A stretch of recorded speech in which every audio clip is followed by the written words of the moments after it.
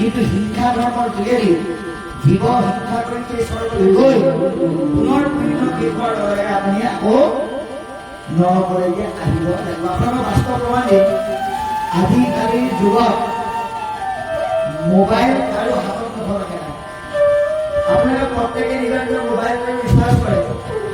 এতিয়া আপোনাৰ ৰিচাৰ্জ কৰোঁতে কি বুলি কয় বোলে এইটোত আপুনি 28 দিন 299 টকা ৰিচাৰ্জ কৰিলে আপুনি 28 দিন কথা পাতিব পাৰিব। 500 টকাতকৈ বেছি কৰিলে আপুনি 85 দিন কথা পাতিব পাৰিব। তাতকৈ বেছি কৰিলে আপুনি 6 মাহ 3 মাহ এবছৰ এনেকুৱাকে কিছুমান সুবিধা থাকে।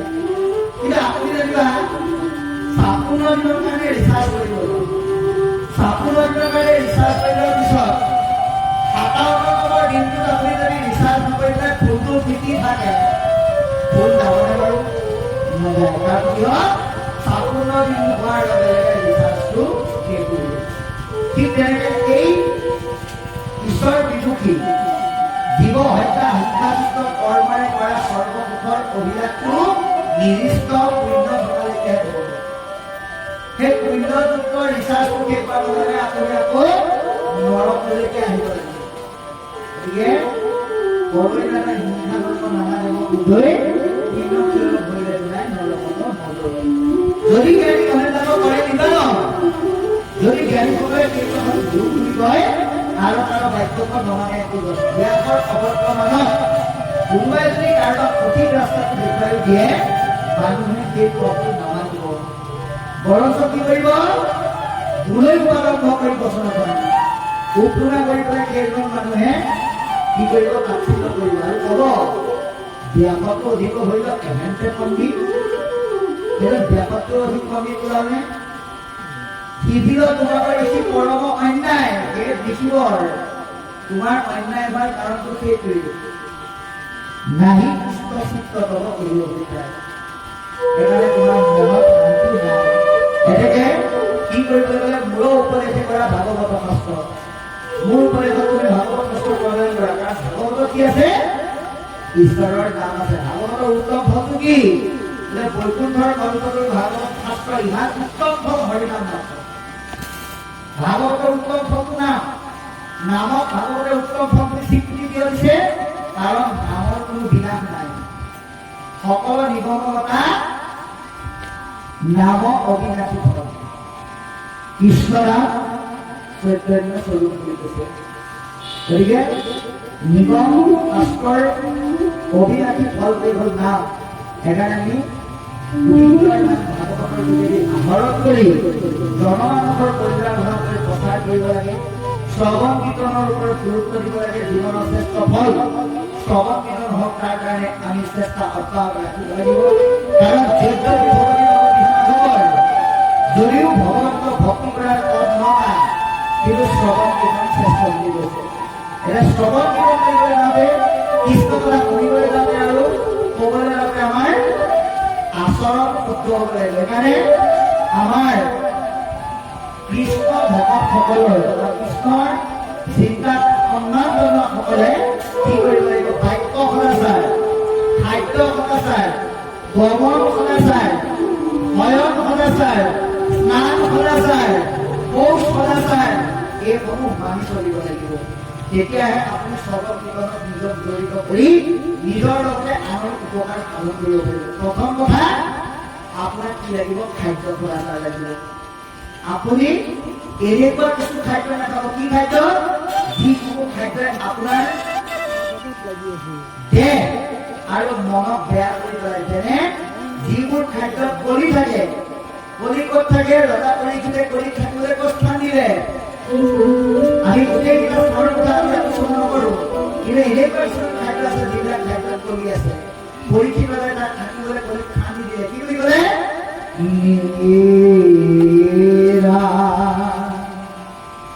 নিপতি গোলান্ত কলি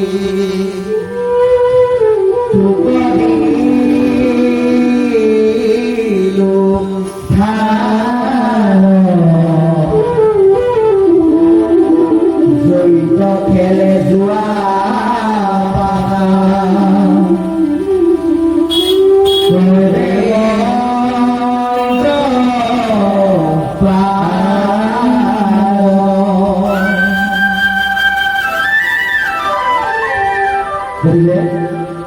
যিবোৰ খেলিলে আপুনি প্ৰথম শিকিবলৈ আৰম্ভ কৰিব। কিন্তু যেতিয়া আসক্তিটো বৃদ্ধি পাব তেতিয়া আপোনাৰ লাহে লাহে হাৰিবলৈ। দুপৰীয়া ঈশ্বৰৰ নাম গায়, ৰাতি যদি জীৱই দুখ পোৱা হিংসা কৰ্ম কৰোঁ, তেতিয়াহ'লে যিমান ঈশ্বৰৰ নাম ল'লেও ভগৱানলৈ কেতিয়াও সন্তুষ্ট নহয়, আপোনাক কেতিয়াও কৃপা নকৰে। সেইকাৰণে পদে আমাক সিদ্ধান্ত দিছে যে ঈশ্বৰৰ কৃপা পাবলৈ হ'লে হিংসা বৰ্জন কৰা, অহিংসা বাক্য, কৰুণাতীত চিন্তাৰে ভগৱানক ভজনা কৰিবলৈ যত্ন কৰা। তাতকৈ অন্য ঈশ্বৰ বিমুখী জীৱহত্যা হিংসাযুক্ত পথেৰে কেতিয়াও আমি কৰ্ম কৰিব নালাগে। সেইকাৰণে কৈছে, কি বুলি কৈছে? যে অকস্মাতে লোকক শিকাইলে হিংসা কৰে। তোমাৰ লিখনিত তুমি হিংসা কৰ্ম শিকাই দিওঁ, কিন্তু বেদে কেতিয়াও হিংসা ধৰ্ম কৰিবলৈ কোৱা নাই। বেদে জীৱক শ্ৰদ্ধা কৰিবলৈ কৈছে, স্নেহ কৰিবলৈ কৈছে, মৰম কৰিবলৈ কৈছে আৰু প্ৰেম কৰিবলৈ কৈছে। সেইকাৰণে ভগৱন্তে উদ্ধৱক কৈছে, এয়া উদ্ধৱ, বেদ মানে কি কওঁ শুনা। এয়া পূৰ্ব প্ৰলয় নষ্ট ভৈৰা দেহ ভাৰী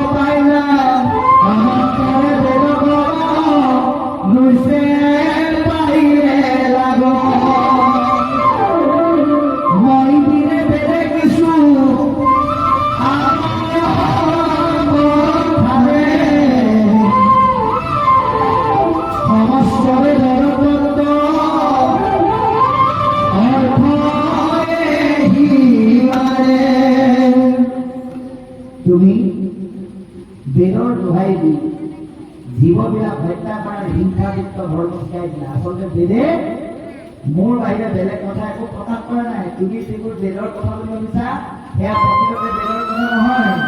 কি বুলি কৈছে?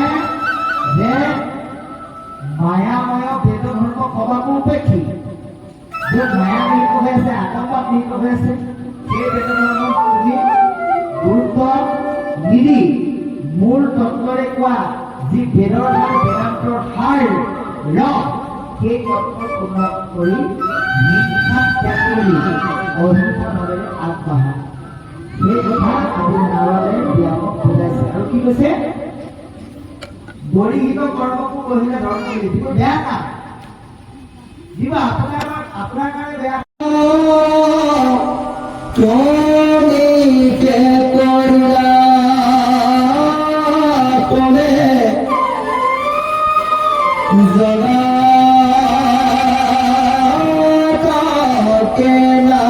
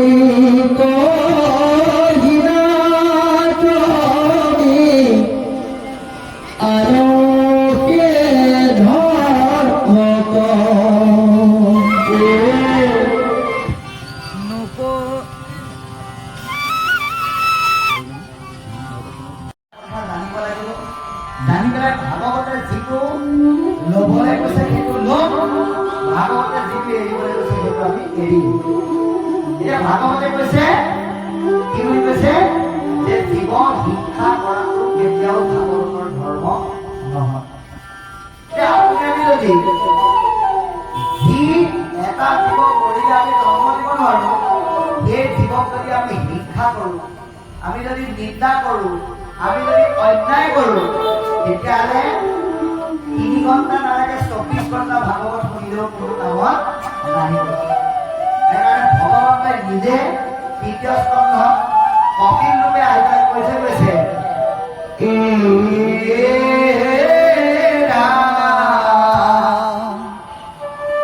প্ৰাণী কানি দিয়া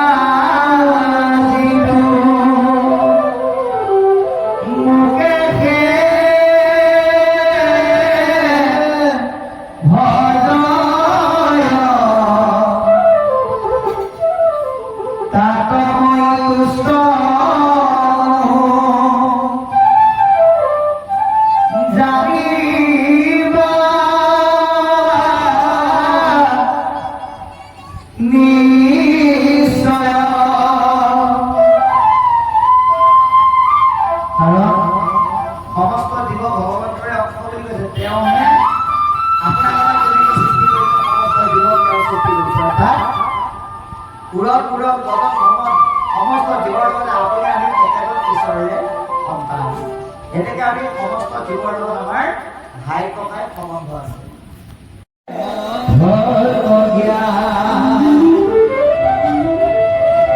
জাতি ধৰ্ম বৰ্ণ নিৰ্বিশেষে সকলোকে একতাৰ এনাজৰিৰে বান্ধি ঈশ্বৰ ভক্তিৰ সেৱা ধৰ্ম মহামনীষীসকলে দি আমাৰ মাজত আদৰ্শৰ বীজ ৰোপণ কৰি থৈ গৈছে।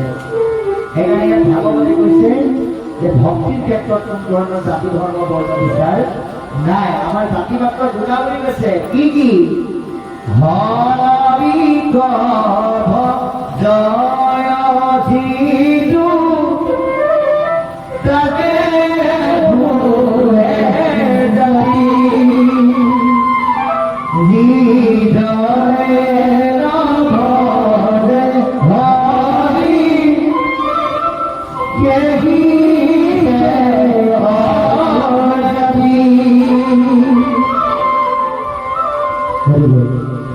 আমি ঈশ্বৰ ভাৱনা কৰি যাতে নিজক মহাজাতিলৈ পৰিণত কৰিব পাৰোঁ, তাৰ কাৰণে চেষ্টা কৰিব লাগিব। সেইকাৰণে পুতে কৈছে যে তোমালোকে যি প্ৰশ্ন অৱতাৰণা কৰিলা নিজকে পবিত্ৰ দিন উপলব্ধি কৰিছোঁ। সাৱশেষে কথা শুনি পঢ়িলে স্বৰূপে ভগৱানৰ সবিশেষ কথা কৈ কোনে শেষ কৰিব পাৰিব? যেন পক্ষী উদয় পাথাৰ অনুৰূপে। এতিয়া আপোনাৰ গৰুত্ব পক্ষীৰ লগত টিপচি চৰাই যদি উৰি পেলাই কেতিয়াও ফেৰ মাৰিব নোৱাৰে।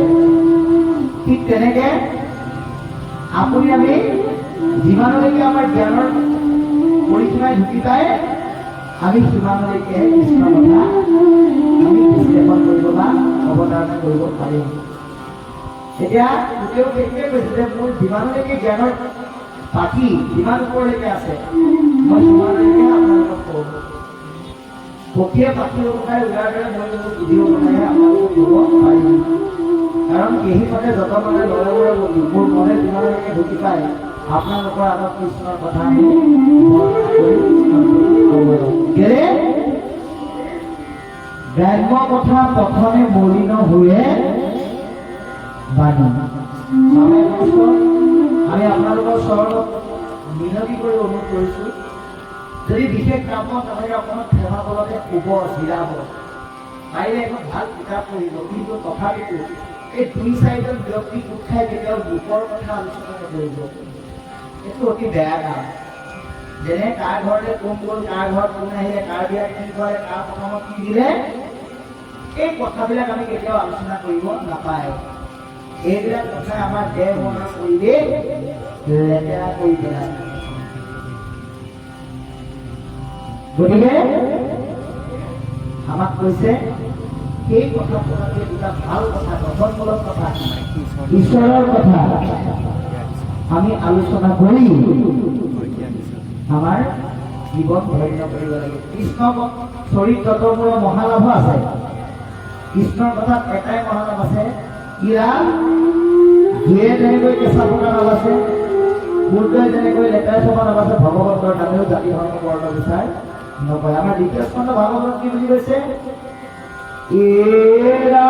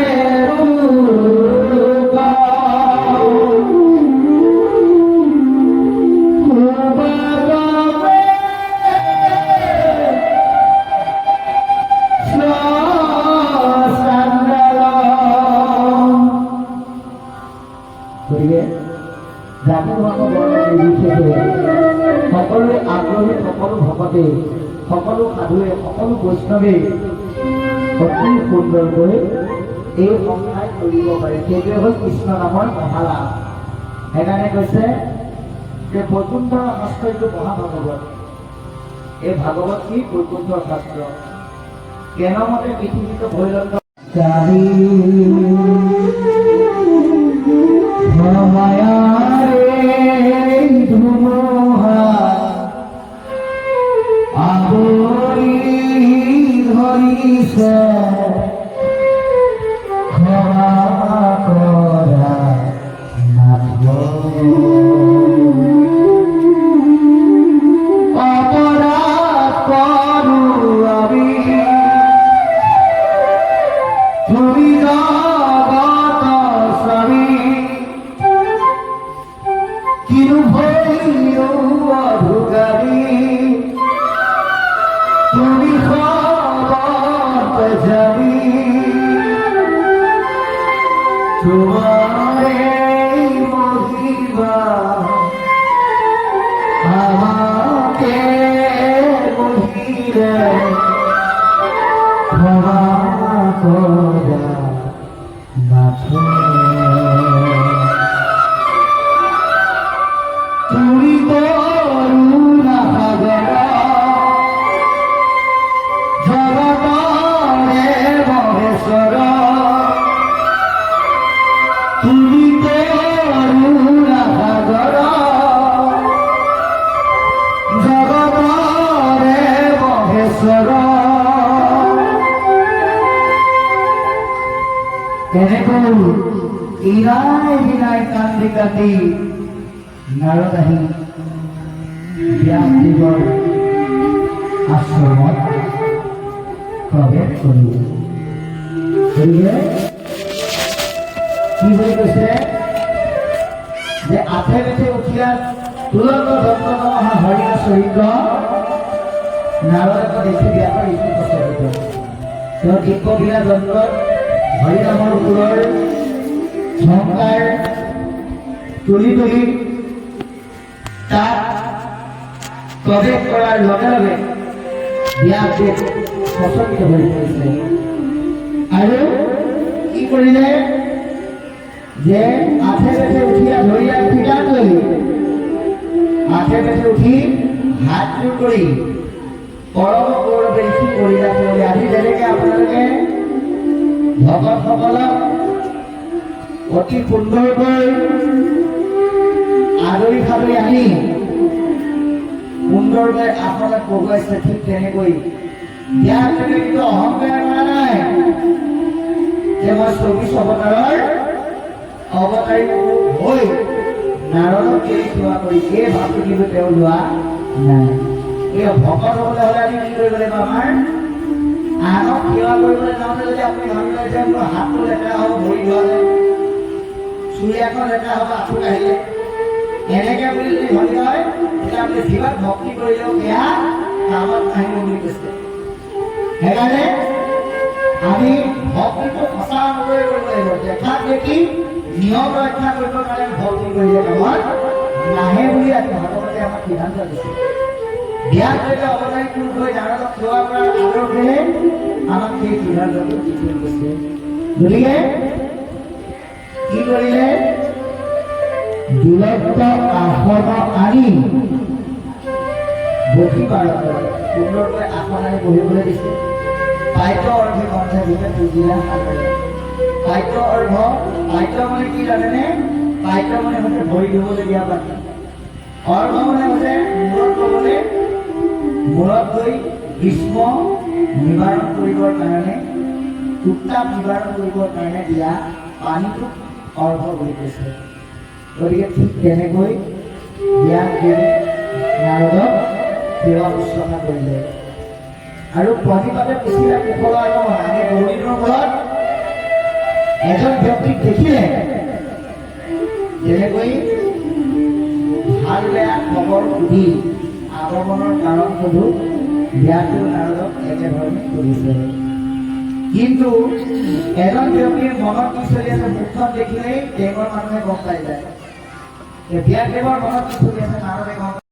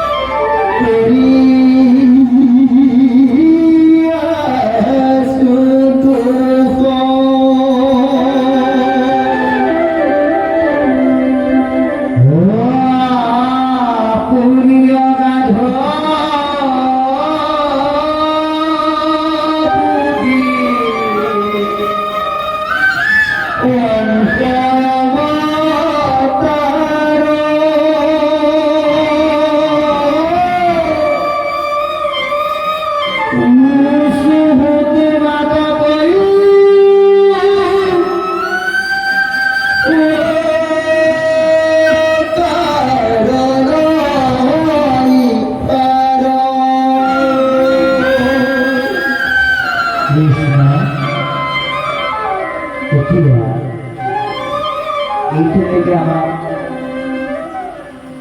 পদে ক'বলৈ যত্ন কৰিছে। কি বুলি কৈছে?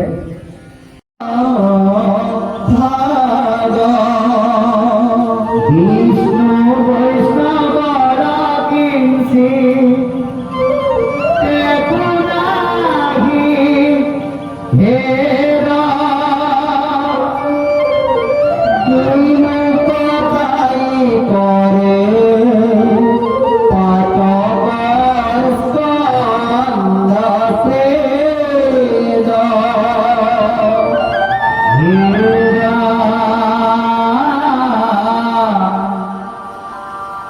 এতেকে শুনিবই আমি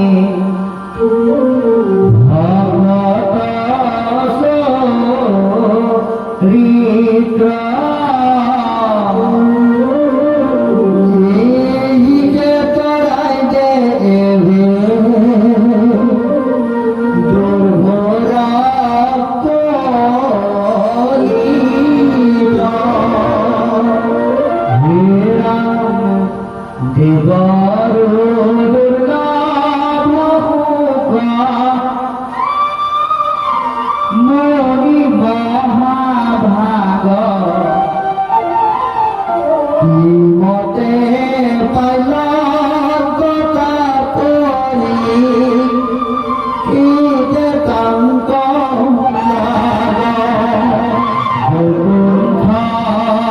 শাস্ত্ৰ ইটো বেদান্তৰ তত্ত্ব ভাগৱতীনে কৈলাসিক মহাভাগৱত। যিহে কিহে তোৰা যাতয়াসী নমখিলে তই ভাগে পাইলা গতি ভাগৱত শ্ৰৱণ মাত্ৰকে। বৈষ্ণৱৰ বিকাশ নিবে ইচ্ছা আছে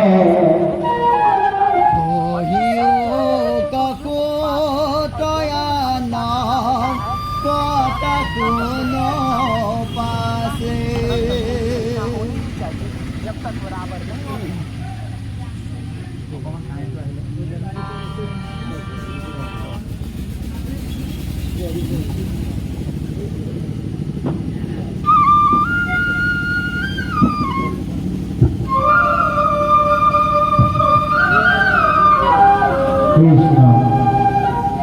এতিয়া এইখিনিকে পদে কি ক'লে আমি আলোচনা কৰিম। ইয়াতে আমাক ক'বলৈ যত্ন কৰিছে অতি সুন্দৰকৈ। কি বুলি কৈছে? যে কৃষ্ণ কথা ইটো অমৃতটো কৰিছোৱা শুনো সুত সুত কৰি শিলৰ সংবাদ। ভগৱানৰ কথা অমৃতকেও অধিক সোৱাদ বুলি কৈছে। আপোনালোকেতো ভাগৱতৰ মাধ্যমেৰে ভগৱানৰ কথা শুনিয়ে আছে, আপুনি আমি প্ৰত্যেকে শুনি আছো। ভাগৱত শুনি আমি অমৃতৰ সোৱাদ পাইছোনে নাই?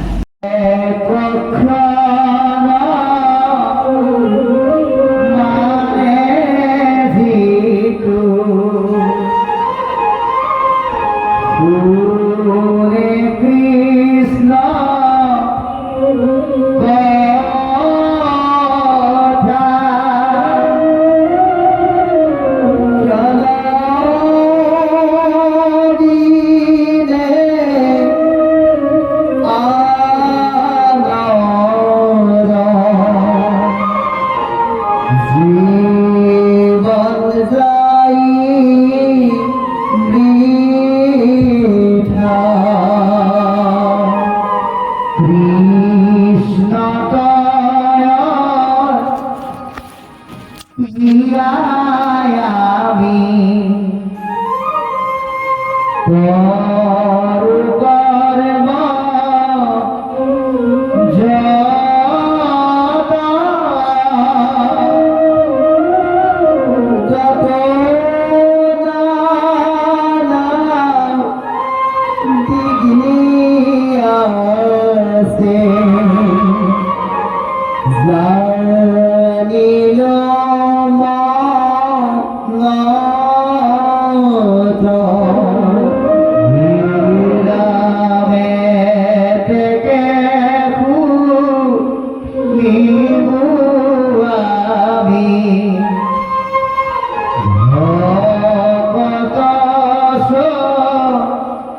পবিত্রামৃতা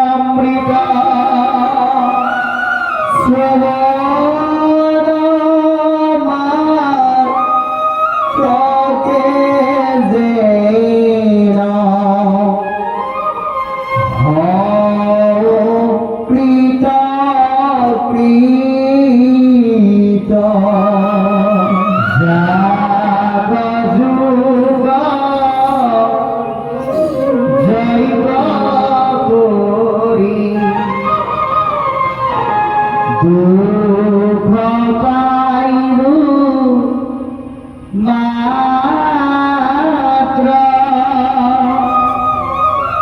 আরে কহি ও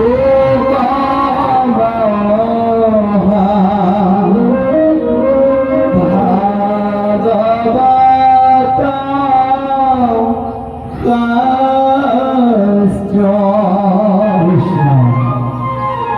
এতিয়া এইখিনিলৈকে পদবন্ধে আমাক ক'বলৈ যত্ন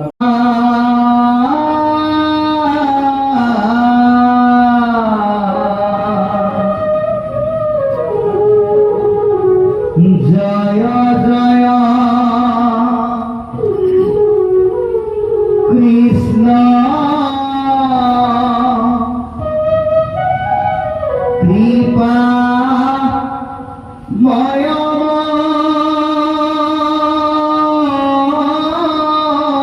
হে সদ জয়